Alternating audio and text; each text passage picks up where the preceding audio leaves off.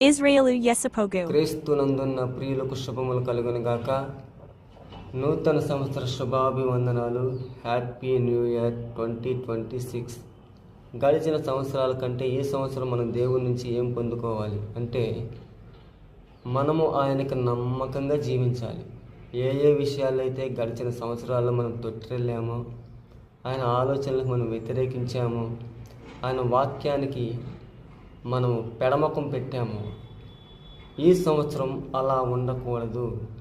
నమ్మకస్తుడిగా జీవించి ప్రభువు అనుగ్రహించి మేలులు పొందుకొని ఓ గొప్ప సాక్షిగా నువ్వు నేను నిలవాలి అని ప్రభు కోరుకుంటున్నాడు. కనుక ప్రతి ఒక్కరు కూడా నమ్మకమైన జీవితాన్ని జీవించాలని కోరుకుంటూ మరొకసారి నూతన సంవత్సర శుభాభివందనాలు. Wish you A happy new year 2026. Amen.